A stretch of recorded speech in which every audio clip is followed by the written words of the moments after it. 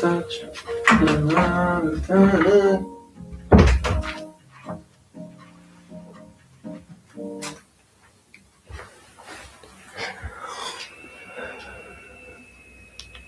Welcome back, Bose, to this most boring Sunday in all of motherfucking human history.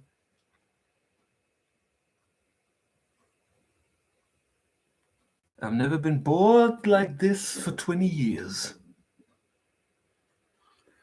Ich trinke heute 3 Kannen Kaffee und Staubsaug in Reizwäsche. Ich habe in den letzten 24 Stunden so viel aufgeräumt wie mein ganzes Leben noch nicht. So motherfucking boring.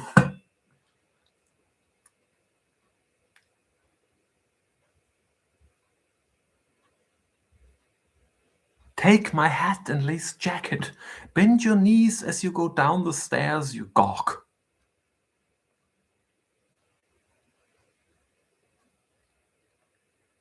Was könnte Gawk heißen? Du Vogel. Tölpel. And no one will be a bit the wiser. Josephine stared at her. What do you mean? What do you even mean? She said. Northies at the house, your sisters at Lady Paget's. The girl explained breathlessly. There's only the old fright outside, and she had a taste of my tongue and won't want another. You may walk straight out before they bring candles. I shall wait 10 minutes until you are clear, and then, though they'll know it's a bite, they won't dare to stop my ladyship. And oh, you darling, it will be the purest fun. It will be all over the town tomorrow, and I shall be part of it. Josephine shuddered. Fun? She said. Do you call that fun? Why? Of course it will be the purest fun, the other cried. Mit wem reden wir gerade? Mit Lady Betty. The prettiest trick that ever was played. You darling, we shall be the talk of the town. And in the gaiety of her heart, geil, gaiety.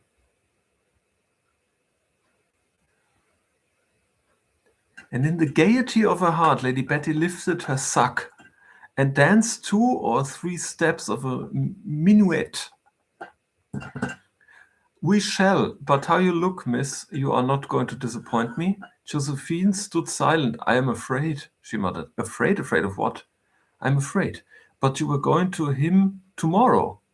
Josephine blushed deeply. He was coming for me, she murmured. Well, and what is the difference? The elder girl did not answer, but her cheeks go hotter and hotter. There is a difference, she said. Then you'll go to Carkill, Lady Betty cried in derision, her voice betraying her chagrin.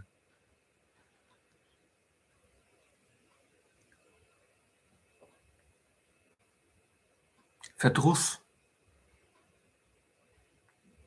La, miss, wow, I thought you'd more spirit, or I would not have troubled you. Josephine did not retort. Indeed, she did not hear. In her heart was passing a struggle, the issue of which must decide her lot.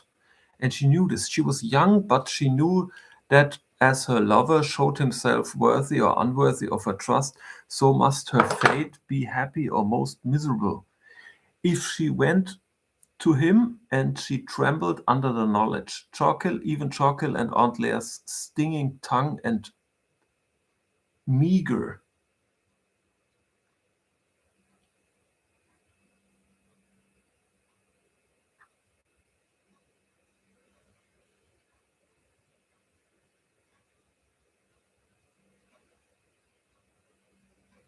Ärmlichkeit. Also meager comments. Seemed preferable to a risk so great. But then she thought of Tom and of the home that had grown cold, of the compensations for home in which others seemed to find pleasure, the flippant existence of drums and routs, the card table and the masquerade. And in dread not of Chalkhill, but of a loveless life, in hope not of her lover, but of love. She wrung her hands. I don't know, she cried. I don't know. What? Whether I dare go? Why? Lady Betty asked. There's no risk. Child, you don't understand, poor Josephine wailed. Oh, what am I to do? If I go, it is for life. Don't you understand? Cannot you see that it is for life? Lady Betty, startled by the other's passion, could only answer, But you were going tomorrow, miss. If you were not afraid to go tomorrow, why today? Josephine asked. If I could trust him tomorrow, why not today? Oh, I cannot tell you. And she covered her face with her hands. The other saw that she was shaken from head to foot and reluctantly accepted a situation she only partly understood. Then you won't go? She said. The word no trembled on Josephine's lips. But then she saw as in a glass the life to which she condemned herself if she pronounced it, the coldness, the worldliness, the lovelessness, the solitude in a crowd, all depicted, not with the compensating lights and shadows which experience finds in them, but in crude lines such as they were in a young girl's fancy.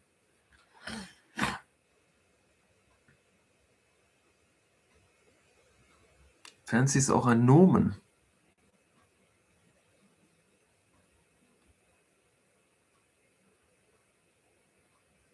Fantasie. Okay. In a young girl's fancy. In the past was nothing to retain her. In the future her lover beckoned.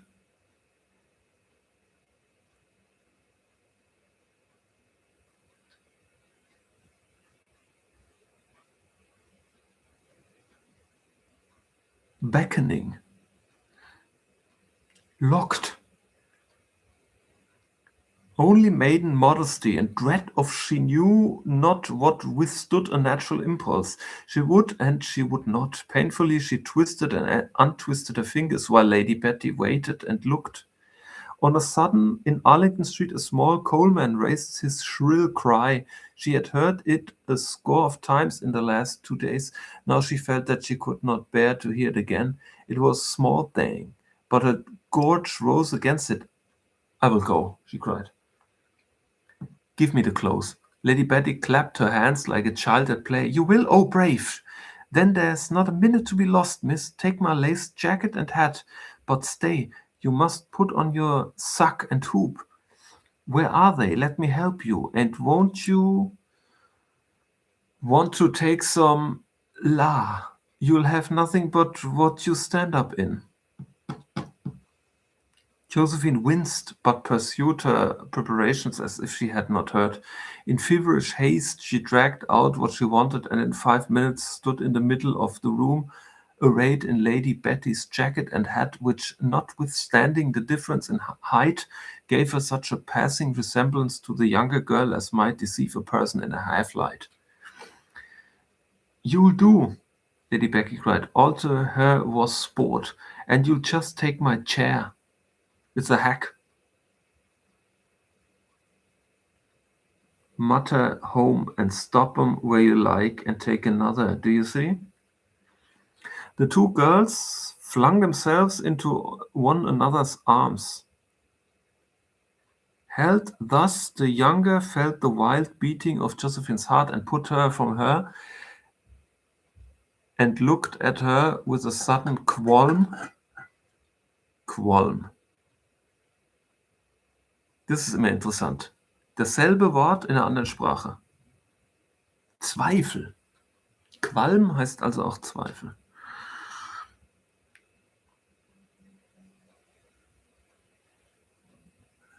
Zweifel of Zweifel and fear and perception. Oh, she cried, if he is not good to you, if he don't. She continued, trembling herself in every limb. Let me take off your things, let me, don't go. But Josephine's mind was now made up.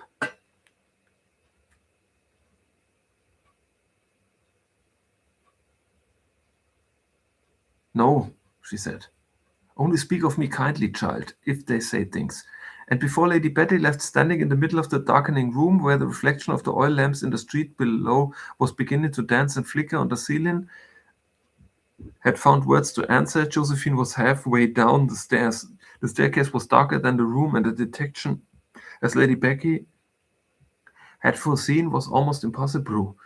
Mrs. Martha, waiting spitefully outside her mistress' door on the first floor landing, saw, as she thought, that little baggage of a ladyship go down, and she followed her, muttering, but with no intention of intercepting her. Mutter.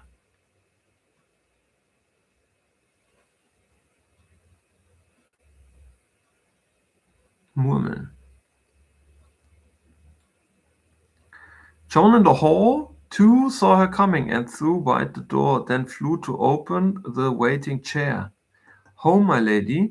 He asked. Finally, when the chair moved off, he looked up and came in slowly whistling. Another second, and the door of the house in Arlington Street slammed on Josephine. And a good riddance. I never could bear her.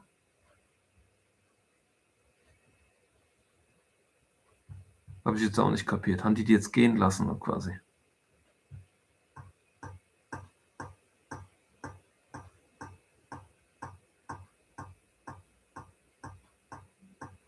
Ja, die haben die gehen lassen, glaube ich. The glasses of the chair, which had been standing some time at the door, were dimmed by moisture, and in the dusk of the evening its trembling occupant had no cause to fear recognition. But as the men lifted and bore her from the door, every blurred light that peeped in on her and in an instant was gone, every smoking shop lamp that glimmered a moment through the mist and betrayed the moving forms that walked sideways, was, to Josephine and I, noting and condemning her. As the chairman swung into Portugal Street and, turning eastwards, skirted the long stand of coaches and a group of linkmen that waited before Burlington House, she felt that all eyes were upon her, and shrank farther and farther into the recesses of the chair. Was? Was für ein Stuhl?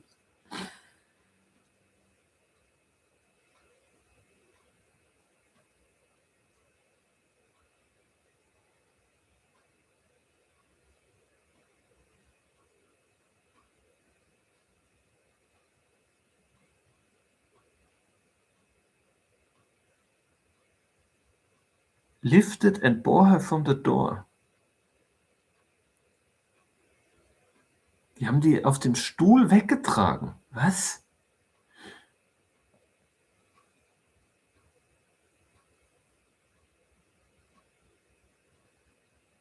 A barefooted orange girl who ran beside the window waving ballads or bills of the play, a coach rattling up behind and bespattering the glass as it passed, a link boy peering in and whining to be hired, caused her a succession of panics. On top of these, the fluttering alarms of the moment pressed the consciousness of a step taken that could never be retraced, nor was it until the chairman, leaving Piccadilly behind them, had entered the comparative quiet of Eyre Street, and a real difficulty rose before her, that she rallied her faculties. Ich kapiere das nicht. Dieses Mädchen kommt, überredet sie zum Rausgehen. Dann geht sie raus, setzt sich auf den Stuhl und Männer tragen sie weg. Richtig?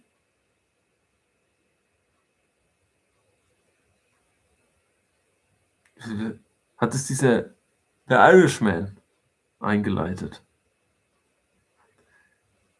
The men were making for Soho, and if left to their course, would in a quarter of an hour set her down at the door of Lady Betty's home. Ja, die Lady Betty hat das arrangiert, dass sie die wegtragen. Haben die das vorher erzählt von diesem Plan, dass sie sich auf den Stuhl setzt und die tragen?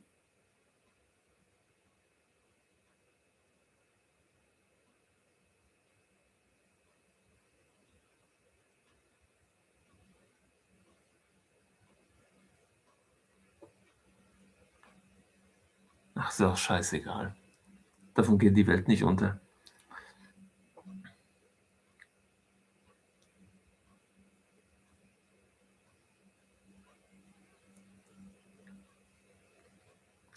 That would not do. But to stay them and to vary the order from home to Mr. Wallenhope's house in Davis Street, where her lover lodged, did not now seem the simple and easy step it had appeared a few minutes earlier, when the immediate difficulty was to escape from the house. Lady Betty had said that the men knew her. In that case, as soon as Josephine spoke to them, they would sense something wrong, and apprised of the change of fares, might wish to know more. They might even decline to take her with her. She bade them. The difficulty was real, but for that very reason Josephine's courage rose to meet it. At present she knew where she was. A minute or two later she might not know. The sooner she took the route into her own hands, therefore, the better it would be. And as the man turned from the narrow street of her air into Brewer Street and swung to the right towards Soho, she tapped the glass. Ich glaub, das ist gar kein Stuhl, das ist eine Sänfte.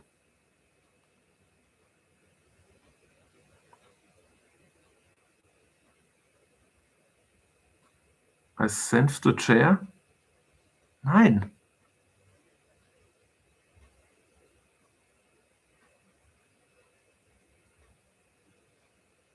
Was für Glas?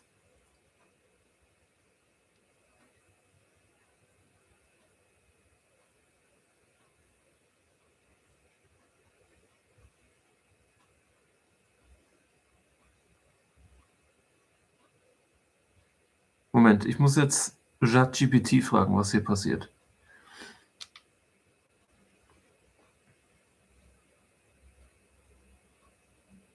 The glasses of the chair, which had been standing some time at the door, were dimmed by moisture.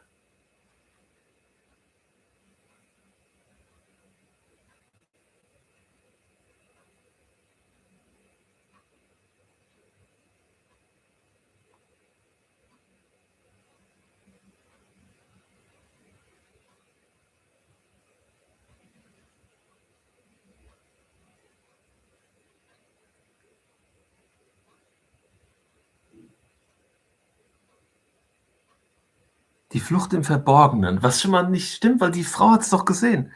Sänfte. Okay, okay, okay.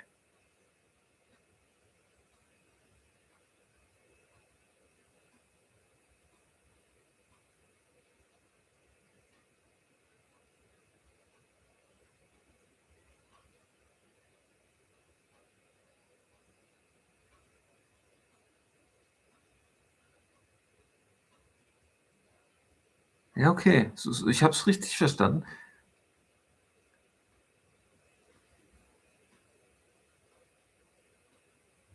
In einem geschlossenen Transportmittel, das von 2 Männern getragen wird. Es ist Abenddämmerung und die Scheibe der Sänfte sind beschlagen. Paranoia und Scham, das historische London.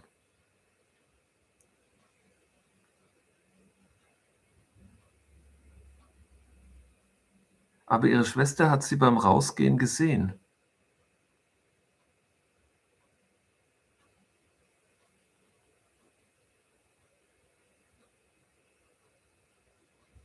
Das macht ihre Panik natürlich noch umso verständlicher.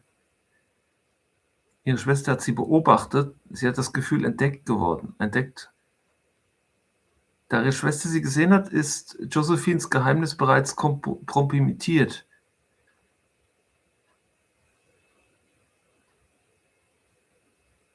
In der Zeit, in der der Roman spielt, konnte das heimliche Verlassen des Hauses ohne Begleitung den Ruin des Rufes bedeuten.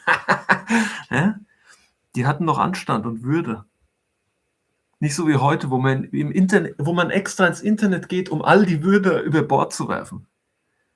Die Succession of Panics, die im Text beschrieben wird, rührt daher, dass sie sich bereits wie eine Gejagte fühlt. Sie sitzt also in diesem Käfig fest, während draußen das Chaos der Stadt tobt. Und hinter ihr die Gewissheit lauert, dass sie zu Hause bereits vermisst oder beobachtet wurde. Liest du das Buch? Ja, mache ich.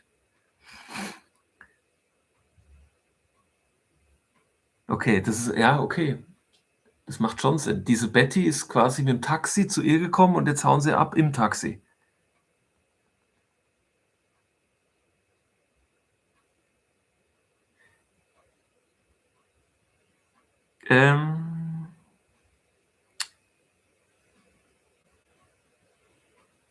She tapped the glass. The chair moved on. With impatience natural in the circumstances, Josephine tapped again, and more sharply. This time the front bearer heard and gave the word.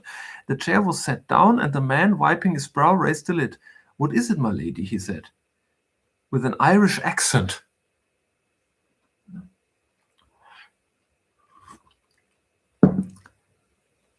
"Sure, and it isn't right, yeah? If we went by Windham Street, which some would be for going, there's a side of coaches that way. I don't want to go to King Square." My lady, no? But you said home. I want to go to the West End again. I've remembered something. I want to go to Davis Street. Faith, but it's fine trade, your ladyship's hand. The Irishman cried. Und er hat auch geweint. And finally, I should be scolded if his noble lordship, your father, knew 'twas with us you went. But it's home. Now you must go. You've played truant long enough, my lady, and holy mother. Was?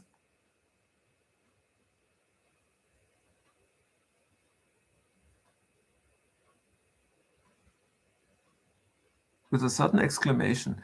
"'Tis not your ladyship. Oh, the saints, Mickey, she's changed." The second chairman came round the chair, stared, and rubbed his head, and the two gazed in perplexity at poor Josephine, whose face alone appeared above the side of the conveyance.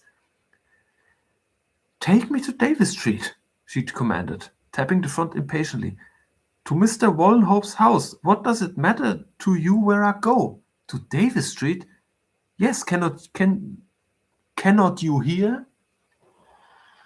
Kannst du nicht hören? Faith, and I hear. But then the saints help us. 'Tis not yourself.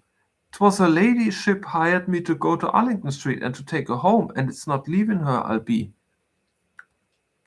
But her ladyship lent me the chair."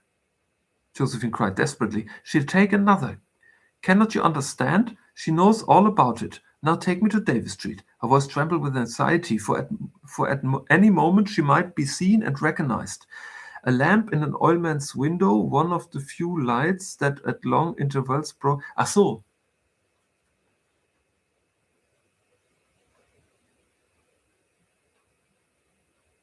Wenn ich das jetzt richtig verstehe,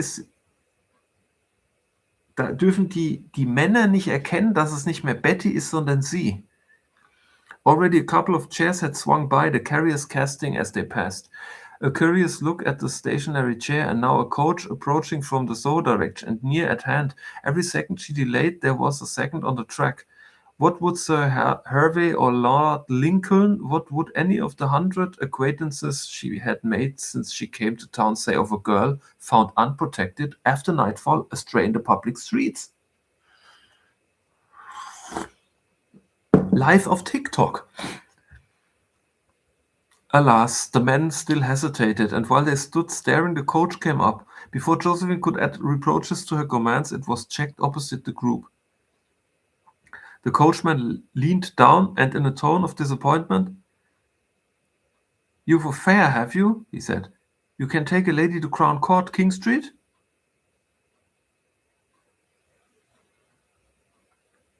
Before the Irishman could answer, "Here, my man," a woman's voice cried from the coach. "I want to go to Crown Court, St. James, and the coach can't enter. Double fare if you are quick. Here, let me out." "But faith, ma'am, I've a fare," Mick cried.